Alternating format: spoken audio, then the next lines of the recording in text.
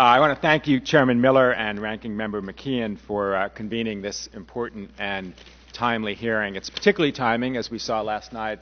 President Obama kick-started the national service movement. It's something that he's been dedicated to since he was a candidate. And I'm delighted to be here and honored to be here as well. Thank you for convening this important hearing.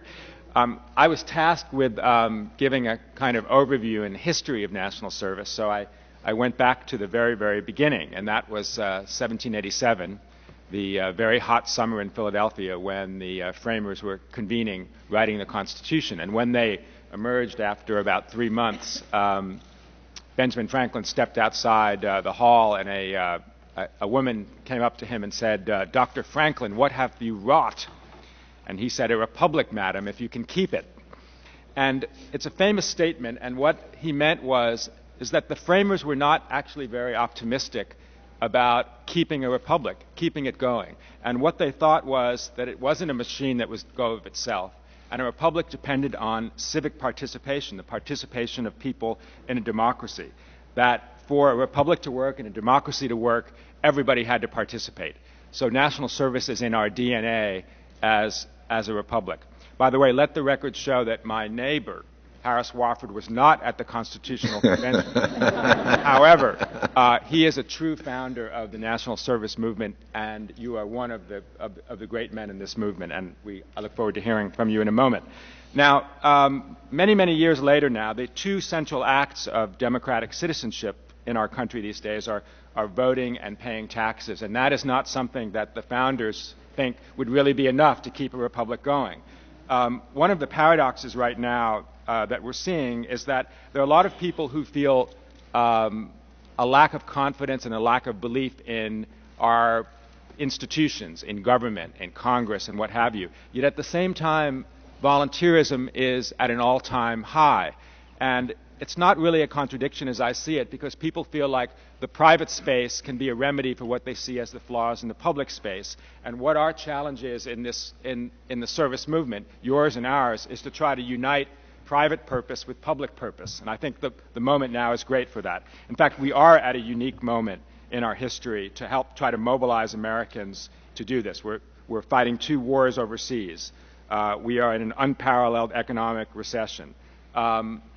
The idea, though, for service is that service can actually help those areas of the economy where we are most challenged. That's education, public health, infrastructure.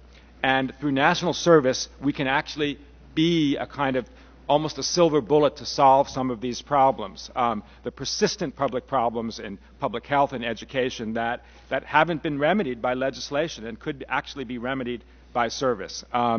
Service, by the way, is not Republican, it's not Democratic, it's beyond party, it's something that both parties can unite behind, that all Americans can unite behind.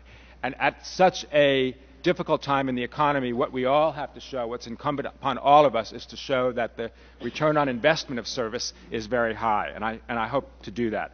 So if we look at the landscape right now, there's 61 million Americans who volunteered in their communities in 2007. That's 1 million more than in 2002, and they contributed more than 8 billion hours of service that was worth more than $158 billion to America's communities.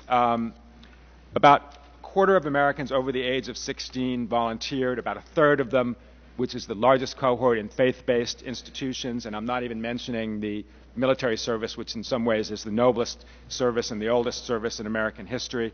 Talking about AmeriCorps, there are 75,000 Americans now who are volunteering through AmeriCorps, but 540,000 Americans have volunteered through AmeriCorps since it started in 1994. And if you do a cost-benefit analysis of AmeriCorps programs, one of the conclusions is that for every dollar in investment, that results in $1.50 to $3.90 in direct measurable benefits to community. I call that a good return on investment. I think we are also at an inflection point in America now when it comes to service. A lot of people have talked about what happened after 9/11, and I think people on both sides of the aisle have agreed that there was a spirit in America where people felt like they needed to be called on to make sacrifices, and we sort of missed that moment in some ways. I think we're at another moment now with a new president, with people being involved in the political process in a way that we haven't seen almost in our lifetime, that we can actually call on people to serve. And I think the economy only makes that more imperative that we do that.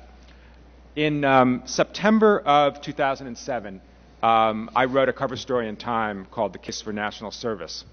By the way, when you're the editor of the magazine, you can publish your own cover story. That's one advantage. And but the idea was that we wanted to, as an institution, endorse this idea of national service. That I believe in it passionately myself, but I also believe that people in the media, which by the way I believe is another form of public service, can actually get behind these ideas that benefit the country as a whole. So I wrote that cover story. There were a bunch of ideas in there that have actually been picked up in the Hatch-Kennedy bill that was mentioned this morning. Things like increasing the size of AmeriCorps, the creation of an education corps, a green corps, a health corps, and even a national service academy, and even the idea of making a cabinet-level appointment for national service the way actually some states have done. Governor Schwarzenegger has done that in California. The passage of that bill, which I know many of you endorse, is something that would be very important to the national service movement. At Time, we've continued to talk about national service, and we sponsored, as you mentioned, along with the great organization Service Nation, a national service summit last year, where then candidate Obama and Senator John McCain convened for a kind of truce to talk about national service, and it was a symbol of the fact that it is, again, beyond party.